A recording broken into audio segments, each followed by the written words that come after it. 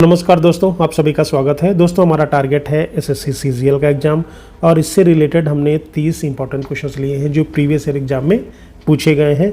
तो हम इन क्वेश्चनों को करेंगे, पूरा इसका हम एक्सप्लेनेशन देखेंगे। तो प्लीज़ पेन पेपर लेके बैठिए। केवल 30 क्वेश्चंस हैं, ज़्यादा नहीं है और ये मोस्ट इंपॉर्टेंट है, आपके एग्ज़ाम में आ सकते हैं। तो प्लीज़ वीडियो को पूरा देखिए, स्किप मत करिएगा। तो आइए स्टार्ट करते हैं। भारत का कौन सा शास्त्रीय नृत्य मुख्य रूप से भगवान कृष्ण की भक्ति पर आधारित है और इसमें रास लीला के दृश्य दिखाए जाते हैं? तो करेक्ट आंसर हो जाएगा सी, मणिपुरी। ठीक है, तो जो मणिपुरी है वो मणिपुर का वो शास्त्रीय नृत्य है। ठीक है, अब जो 8 शास्त्रीय नृत्यों में से एक है जो मणिपुर राज्य से संबंधित है। इसमें राधा कृष्ण की रासलीला मुख्य रूप से होती है और इसमें कुमिन नाम का एक विशेष बेलनाकार घाघरा पहनती हैं जो नृत्य करती हैं। तो करेक्ट आंसर इसका हो जाएगा सी। निम्नलिखित में से कौन सा लोक नृत्य असम के चाय बागान श्रमिकों द्वारा किया जाता है? तो वेरी इंपॉर्टेंट क्वेश्चन है, कौन सा नृत्य है? उसका नाम है झूमर। करेक्ट आंसर हो जाएगा यहाँ पे बी। ठीक है, तो इसके बारे में थोड़ा सा हम एक्सप्लेनेशन भी देख लेते हैं। तो करेक्ट आंसर हो जाएगा भी झूमर। झूमर असम के चाय बागानों में काम करने वाले आदिवासियों का एक लोक नृत्य है जो पारंपरिक लोक नृत्य है। बिहू असम का मुख्य त्यौहार और नृत्य भी है, लेकिन चाय बागान श्रमिकों का विशिष्ट नृत्य झूमर है। ये नृत्य फसल की कटाई के समय और खुशियों के मौके पर किया जाता है। हिंदुस्तानी शास्त्रीय संगीत का सबसे पुराना और सबसे भारी घराना या गायन शैली कौन सी मानी जाती है? तो हिंदुस्तानी शास्त्रीय संगीत में तो सबसे जो बड़ा घराना है वो माना जाता है ध्रुपद। करेक्ट आंसर हो जाएगा सी। ठीक है, तो ध्रुपद भारतीय शास्त्रीय संगीत यानी जो हिंदुस्तानी संगीत की सबसे प्राचीन और शुद्ध गायन शैली है। आगे बढ़ते हैं। अम्बुबाची मेला हर साल भारत के किस प्रसिद्ध मंदिर में आयोजित किया जाता है? तो अम्बुबाची मेला कहाँ पे? ये कामाख्या देवी मंदिर यानी गुवाहाटी में आयोजित किया जाता है। तो ये मेला हर साल जून के महीने में असम के गुवाहाटी में नीलांचल पहाड़ियों पर स्थित कामाख्या मंदिर पर लगता है। अब इससे ये भी आपको पता चल गया कि जो कामाख्या देवी मंदिर है वो नीलांचल की पहाड़ी पर है। ये देवी कामाख्या के वार्षिक मासिक धर्म के उत्सव के रूप में मनाया जाता है। इसे पूर्व का महाकुंभ भी कहा जाता है। हार्नबिल महोत्सव भारत के किस उत्तरी पूर्वी राज्य में मनाया जाने वाला एक प्रसिद्ध त्यौहार है?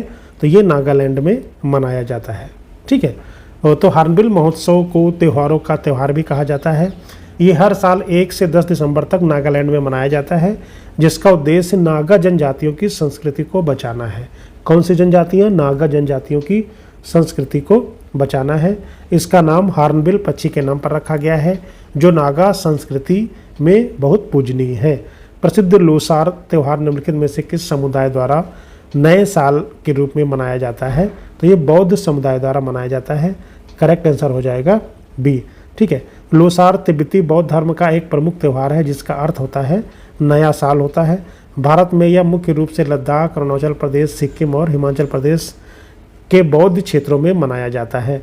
कर्नाटक संगीत की त्रिमूर्ति में निम्नलिखित में से कौन शामिल नहीं है? तो इसमें कौन सा शामिल नहीं है? त्यागराज शामिल है, मुधुस्वामी दीक्षित शामिल है, श्यामा शास्त्री शामिल है, डी पुरंदरदास शामिल नहीं है। तो करेक्ट आंसर हो जाएगा आपका डी। त्यागराज, मुथुस्वामी दीक्षितर और श्यामा शास्त्री को कर्नाटक संगीत की त्रिमूर्ति कहा जाता है।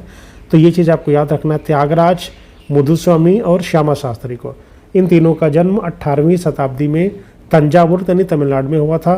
पुरंदरदास को कर्नाटक संगीत का पितामह माना जाता है, लेकिन वे त्रिमूर्ति में शामिल नहीं हैं। ठीक है, तो पुरंदरदास का संबंध है कर्नाटक संगीत से। ठीक है, और त्यागराज, मधुस्वामी और श्यामा शास्त्री को कर्नाटक संगीत की त्रिमूर्ति कहा जाता है। इनका संबंध है 18वीं शताब्दी से। कथक शास्त्रीय नृत्य में 2 प्रमुख घराने लखनऊ घराना और जयपुर घराना है। लखनऊ घराने की नींव किसने रखी थी? तो इनकी नींव रखी थी ईश्वरी प्रसाद ने। तो करेक्ट आंसर हो जाएगा बी। किसने रखी थी? ईश्वरी प्रसाद ने रखी थी। तमाशा और लावड़ी भारत के किस राज्य के सबसे प्रसिद्ध लोक रंगमंच हैं? तो ये हैं कहाँ के? महाराष्ट्र के। तो करेक्ट आंसर हो जाएगा यहाँ पे सी। लावड़ी एक प्रसिद्ध लोक नृत्य है जो ढोलकी की थाप पर किया जाता है। तमाशा महाराष्ट्र का एक पारंपरिक लोक मंच है जिसमें नृत्य और संगीत के जरिए कहानियाँ दिखाई जाती थी। त्रिशूर पूरम भारत के किस राज्य का सबसे बड़ा और भव्य रंग बिरंगा त्यौहार है जिसमें सजे हुए हाथों की प्रदर्शनी होती है? तो करेक्ट आंसर हो जाएगा आपका बी, केरल। ठीक है, ये केरल का है, थोड़ा सा डिटेल है, आप इसमें पढ़ सकते हैं। सिंधु घाटी सभ्यता का प्रसिद्ध विशाल स्नानागार किस स्थान पर पाया गया था? तो ये मोहनजोदाड़ो में पाया गया था, तो करेक्ट आंसर हो जाएगा सी। ठीक है, विशाल स्नानागार मोहनजोदाड़ो जो वर्तमान में पाकिस्तान में है का सबसे प्रसिद्ध सार्वजनिक स्थल था। इसका उपयोग संभवतः धार्मिक या विशेष अवसरों पर सामूहिक स्नान के लिए किया जाता था। इसकी फर्श और दीवार पर पानी का रिसाव रोकने के लिए चारकोल यानी बिटुमेन की परत चढ़ाई गई थी। चौथी बौद्ध संगीत किसके शासनकाल में आयोजित की गई थी, जिसमें बौद्ध धर्म हीनयान और महायान अलग हुआ था? तो करेक्ट आंसर हो जाएगा डी। चौथी बौद्ध संगीत किसके कार्यकाल में हुई थी? कनिष्क के कार्यकाल में हुई थी। चौथी बौद्ध संगीत कुषाण राजा कनिष्क के कार्य में कश्मीर के कुंडलवन में आयोजित की गई थी और इसकी अध्यक्षता वसुमित्र ने की थी और अश्वघोष इसके उपाध्यक्ष थे। इसी सभा में बौद्ध धर्म स्पष्ट रूप से दो संप्रदाय हीनयान और महायान में बढ़ गया था। गुप्त वंश के किस सम्राट को उसकी जीतों और सैन्य कुशलता के कारण भारत का नेपोलियन कहा जाता है? तो समुद्रगुप्त को कहा जाता है। ठीक है, तो इतिहासकार वी स्मिथ ने समुद्रगुप्त को भारत का नेपोलियन कहा था। समुद्रगुप्त के दरबारी कवि का नाम था हरिशेन द्वारा रचित प्रयाग प्रशस्ति जिसको हम बोलते हैं इलाहाबाद स्तंभ शिलालेख में उसकी जीतों की जानकारी मिलती है। तो ये पॉइंट नंबर 2 हो गया। सिक्कों पर समुद्रगुप्त को वीणा बजाते हुए भी दिखाया गया है, जिससे उसके संगीतज्ञ या संगीत प्रेमी होने का पता चलता है कि वो एक संगीत प्रेमी भी था। ठीक है, तो ये जो 2-3 पॉइंट हैं इसको भी आपको याद रखना है। दिल्ली सल्तनत के सुल्तान ने सिजदा यानी घुटनों के बल बैठकर सिर झुकाना और पाबोस सुल्तान के पैर चूमना जैसी सख्त प्रथाएं लागू की थीं। तो किसने लागू की थी? गयासुद्दीन बलबन ने लागू की थी। बलबन ने सुल्तान की प्रतिष्ठा बढ़ाने के लिए ईरानी या पारसी दरबार के नियमों को लागू किया था। उसने सिजदा और पाबोस की शुरुआत की थी। उसने पारसी नव वर्ष त्यौहार क्या है नवरोज़ की शुरुआत भी की थी। विजयनगर साम्राज्य की स्थापना 1336 में किन 2 भाइयों ने मिलकर की थी? तो हरिहर और बुक्का के द्वारा की गई थी। करेक्ट आंसर हो जाएगा बी। हरिहर प्रथम और बुक्का राय प्रथम ने तुंगभद्रा नदी के तट पर विजयनगर साम्राज्य की स्थापना की थी। तो कहाँ पर किया था? तुंगभद्रा नदी के तट पर किया था। उन्होंने अपने पिता के नाम पर संगम वंश की स्थापना की थी, जो विजयनगर का पहला राजवंश था। इस साम्राज्य के खंडहर आज कर्नाटक के हम्पी में स्थित हैं। किस मुगल सम्राट के शासनकाल को मुगल वास्तुकला का स्वर्ण युग कहा जाता है? तो शाहजहां के कार्यकाल को कहा जाता है। करेक्ट आंसर हो जाएगा सी। शाहजहां के काल में भव्य और संगमरमर की इमारतों का निर्माण चरम पर था, इसलिए इसे वास्तुकला का स्वर्णकाल कहा जाता है। इसके द्वारा बनवाई गई प्रमुख इमारतों में से ताजमहल, दिल्ली का लाल किला, जामा मस्जिद, आगरा किला की मोती मस्जिद शामिल है। जहांगीर के काल को चित्रकला का स्वर्ण युग कहा जाता है। ठीक है, जहांगीर के काल को क्या बोलते हैं हम? चित्रकला का स्वर्ण युग कहा जाता है। शेरशाह सूरी का मकबरा भारत में कहाँ स्थित है? तो शेरशाह सूरी का मकबरा स्थित है सासाराम, बिहार में। ठीक है, शेरशाह सूरी का मकबरा भारत में इंडो इस्लामिक वास्तुकला का एक बेहतरीन उदाहरण है। किसका? इंडो इस्लामिक वास्तुकला का एक बेहतरीन उदाहरण है, जो एक कृत्रिम झील के बीच में बना हुआ है। शेरशाह सूरी ने ही हुमायूं को हराकर उत्तर भारत में सूर साम्राज्य की स्थापना की थी और प्रसिद्ध ग्रैंड ट्रैंक रोड, जिसको जीटी रोड बोलते हैं, का पुनर्निर्माण कराया था। प्राचीन भारत के किस शासक ने कलिंग युद्ध के बाद हिंसा को छोड़कर धम्म नीति अपना ली थी? उनका नाम है अशोक। तो करेक्ट आंसर हो जाएगा सी। अशोक ने अपने राज्याभिषेक के 8वें वर्ष यानी 261 ईसा पूर्व में कलिंग पर आक्रमण किया था। तो कब किया था? तो 261 ईसा पूर्व में आक्रमण किया था और अपने राज्याभिषेक के 8वें वर्ष में किया था। युद्ध में हुए भारी नरसंहार को देखने के बाद अशोक का हृदय परिवर्तन हो गया और उसने बौद्ध भिक्षु उपगुप्त के प्रभाव में आकर बौद्ध धर्म अपना लिया। ठीक है, तो किसके प्रभाव में आकर? बौद्ध भिक्षु का नाम है उपगुप्त, याद रखना है। उसने भेरी घोष यानी युद्ध की घोषणा को धम्म घोष यानी शांति की घोषणा में बदल दिया। 1857 के विद्रोह के समय भारत का गवर्नर जनरल कौन था? उसका नाम था लॉर्ड कैनिंग। तो करेक्ट आंसर हो जाएगा बी। थोड़ा सा डिटेल भी देख लेते हैं। लॉर्ड कैनिंग 1857 की क्रांति के समय भारत का गवर्नर जनरल था। विद्रोह के बाद 1858 के भारत सरकार अधिनियम के तहत वे भारत के पहले वायसराय बना था। डलहौजी की हड़प नीति इस विद्रोह के मुख्य कारणों में से एक थी, लेकिन विद्रोह कैनिंग के समय में हुआ था। भारतीय राष्ट्रीय कांग्रेस की स्थापना 1885 में किसके द्वारा की गई थी? तो A.O. ह्यूम के द्वारा की गई थी। करेक्ट आंसर हो जाएगा यहाँ पे बी, A.O. ह्यूम के द्वारा की गई थी। ठीक है, तो रिटायर्ड ब्रिटिश सिविल सेवक एलन ऑक्टेवियन ह्यूम, जिसको हम A.U. ह्यूम ने कांग्रेस की स्थापना में मुख्य भूमिका निभाई थी। और कांग्रेस का पहला अधिवेशन 1885 में बॉम्बे में हुआ था, जिसको हम मुंबई बोलते हैं। गोकुल दास तेजपाल संस्कृत कॉलेज में हुआ था। इसके पहले अध्यक्ष थे W.C. बनर्जी और इस समय भारत का वायसराय लॉर्ड डफरिन था। वर्ष 1905 में बंगाल के विभाजन की घोषणा किस ब्रिटिश वायसराय ने की थी? तो उनका नाम था लॉर्ड कर्जन। ठीक है, कब किया था? 1905 में। तो यहाँ पे करेक्ट आंसर हो जाएगा सी। लॉर्ड कर्जन ने प्रशासनिक सुविधा का बहाना बनाकर राष्ट्रीय आंदोलन को कमजोर करने के लिए हिंदू मुस्लिम एकता को तोड़ने के लिए बंगाल का विभाजन कर दिया था। इसके विरोध में भारत में स्वदेशी आंदोलन शुरू हुआ, जिसमें विदेशी कपड़ों और सामानों का बहिष्कार किया गया। ठीक है, बढ़ते विरोध के कारण 1911 में दिल्ली दरबार के दौरान बंगाल के विभाजन को रद्द कर दिया गया। तो विभाजन हुआ था 1905 में और यह रद्द हो गया था 1911 में। 1916 के प्रसिद्ध लखनऊ समझौते की मुख्य विशेषता क्या थी? तो इसकी मुख्य विशेषता थी कांग्रेस और मुस्लिम लीग के बीच समझौता तथा गरम दल व नरम दल का पुनर्मिलन। करेक्ट आंसर हो जाएगा बी। ये क्वेश्चन खूब पूछा भी जाता है। कांग्रेस और मुस्लिम लीग के बीच समझौता तथा गरम दल और नरम दल का पुनर्मिलन। तो जो 1916 के लखनऊ अधिवेशन की अध्यक्षता किसने की थी? अंबिका चरण मजूमदार ने की थी। बाल गंगाधर तिलक और एनी बेसेंट के प्रयासों से 1907 के सूरत विभाजन में अलग हुए गरम दल और नरम दल फिर से एक हो गए। इसी अधिवेशन में कांग्रेस और मुस्लिम लीग ने सरकार के सामने संयुक्त राजनीतिक मांगे रखने के लिए हाथ मिलाया था। महात्मा गांधी ने भारत में अपना पहला सफल सत्याग्रह कहाँ शुरू किया था? तो चंपारण से शुरू किया गया था। कब? 1917 में। तो 1917 में बिहार के चंपारण में गांधी जी ने भारत का पहला सत्याग्रह किया। यह आंदोलन किसानों को नील की खेती करने के लिए मजबूर करने वाली जो 3 कट्ठिया प्रणाली थी कि जमीन के 3/20 भाग पर नील उगाना था।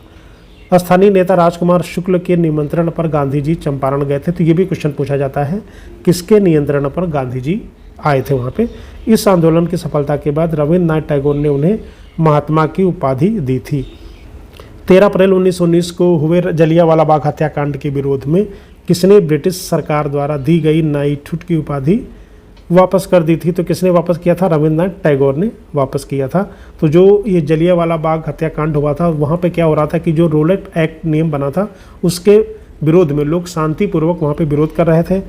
और किसकी गिरफ्तारी का विरोध था वहाँ पे? तो डॉक्टर सैफुद्दीन किचलू और डॉक्टर सत्यपाल मलिक की जो गलत गिरफ्तारी हुई थी उसका विरोध कर रहे थे। तो वहाँ पर जनरल डायर ने गोलियाँ चलवा दी थी। इस दर्दनाक घटना के विरोध में रविन्द्रनाथ टैगोर ने अपनी नाइटहुड की उपाधि लौटा दी थी। महात्मा गांधी ने भी इस दौरान अपनी केसरी हिंद की उपाधि वापस कर दी थी। तो ये भी आपको ध्यान रखना है। स्वराज मेरा जन्मसिद्ध अधिकार है और मैं इसे लेकर रहूँगा, ये प्रसिद्ध नारा किसने दिया था? बाल गंगाधर तिलक ने दिया था। तो करेक्ट आंसर हो जाएगा सी। ठीक है, थोड़ा सा जान लेते हैं इनके बारे में। बाल गंगाधर तिलक, जिसको हम बोलते हैं लोकमान्य तिलक, गरम दल के प्रमुख नेता लाल बाल पाल तिगड़ी का एक हिस्सा थे। ठीक है, तो 3 लोग थे, लाल बाल पाल उनमें से एक थे। उन्होंने जनता में राष्ट्रवाद की भावना जगाने के लिए महाराष्ट्र में गणपति उत्सव और शिवाजी उत्सव की शुरुआत की थी। उन्होंने मराठा यानी जो अखबार था अंग्रेजी में और केसरी यानी मराठी में अखबारों का संपादन भी किया था। साइमन कमीशन का भारत में पुरजोर विरोध क्यों हुआ था? तो इसलिए हुआ था कि इस कमीशन में एक भी सदस्य भारतीय नहीं था। तो करेक्ट आंसर हो जाएगा बी। 1919 के सुधारों की जांच के लिए ब्रिटिश सरकार ने 1927 में साइमन कमीशन का गठन किया, जो 1928 में भारत आया था। तो गठन हुआ था 1927, वो भारत आया 1928 में। ठीक है, सभी 7 सदस्य अंग्रेज होने के कारण व्हाइट मैन कमीशन कहा गया और भारत में साइमन वापस जाओ के नारे लगाए गए। लाहौर में इस कमीशन का शांतिपूर्ण विरोध करते समय लाठीचार्ज के कारण महान नेता लाला लाजपत राय गंभीर रूप से घायल हो गए और बाद में उनकी मृत्यु हो गई। वर्ष 1930 में महात्मा गांधी ने प्रसिद्ध दांडी मार्च की शुरुआत कहाँ से की थी? तो साबरमती आश्रम से की थी। तो करेक्ट आंसर हो जाएगा बी। गांधी जी ने 12 मार्च 1930 को अपने 78 चुने हुए अनुयायियों के साथ अहमदाबाद के साबरमती आश्रम से दांडी मार्च के लिए पैदल यात्रा शुरू की। तो इसकी डेट याद रखना है 12 मार्च 1930। 24 दिनों की यात्रा के बाद 6 अप्रैल 1930 को उन्होंने नवसारियानी गुजरात के दांडी तट पर नमक कानून तोड़ा। इसी के साथ देश में सविनय अवज्ञा आंदोलन की शुरुआत हुई थी। सुभाष चंद्र बोस ने 1939 में कांग्रेस के अध्यक्ष पद से इस्तीफा देने के बाद किस नए राजनीतिक दल का गठन किया था? तो उन्होंने फॉरवर्ड ब्लॉक की स्थापना की थी इस्तीफा देने के बाद। 1939 के त्रिपुरी अधिवेशन में गांधी जी के उम्मीदवार पट्टाभी सीतारामैया को हराने के बाद सुभाष चंद्र बोस अध्यक्ष चुने गए थे, लेकिन वैचारिक मतभेदों के कारण उन्होंने इस्तीफा दे दिया। इस्तीफा देने के बाद उन्होंने कांग्रेस के भीतर ही फॉरवर्ड ब्लॉक नाम के एक वामपंथी गुट का स्थापना की थी। बाद में वे भारत से बाहर गए और सिंगापुर में आज़ाद हिंद फौज की कमान संभाली। ब्रिटिश सरकार द्वारा भारत में क्रिप्स मिशन किस वर्ष भेजा गया था, जिसे गांधी जी ने एक टूटते हुए बैंक का उत्तर दिनांकित चेक, जिसको बोलते हैं post dated cheque on A crashing bank कहा गया था? तो 1942। ठीक है, तो ये जो था ब्रिटिश सरकार द्वारा जो क्रिप्स मिशन था वो 1942 में भारत आया था। ठीक है, तो यहाँ पे क्या था कि सर स्टैफोर्ड क्रिप्स के नेतृत्व में ये मिशन द्वितीय विश्व युद्ध में भारतीयों का समर्थन हासिल करने के लिए आया था। क्रिप्स मिशन ने युद्ध के बाद भारत को पूर्ण स्वतंत्रता के बजाय डोमिनियन स्टेट्स, जिसको बोलते हैं औपनिवेशिक स्वराज देने का वादा किया, जिसे कांग्रेस और मुस्लिम लीग दोनों ने खारिज कर दिया। इस मिशन की विफलता के तुरंत बाद गांधी जी ने 1942 में भारत छोड़ो आंदोलन की शुरुआत की, जिसमें उन्होंने करो या मरो का नारा भी दिया। स्वतंत्र भारत के पहले और अंतिम भारतीय गवर्नर जनरल कौन थे? तो करेक्ट आंसर हो जाएगा सी राजगोपालाचारी, स्वतंत्र भारत के पहले और अंतिम भारतीय गवर्नर जनरल। तो यहाँ पे भारतीय गवर्नर जनरल की बात की है। लॉर्ड माउंटबेटन आज़ादी के बाद स्वतंत्र भारत के पहले गवर्नर जनरल थे जो ब्रिटिश थे। उनके बाद सी राजगोपालाचारी को भारत का गवर्नर जनरल बनाया गया। वह इस पद पर बैठने वाले एकमात्र भारतीय थे। 26 जनवरी 1950 को जब भारत का संविधान लागू हुआ और देश गणतंत्र बना, तब ये पद हमेशा के लिए समाप्त कर दिया गया और डॉक्टर राजेंद्र प्रसाद भारत के पहले राष्ट्रपति बने। तो दोस्तों आशा करता हूँ कि वीडियो अच्छा लगा होगा। प्लीज़ लाइक, शेयर और सब्सक्राइब जरूर करें। Thank you very much.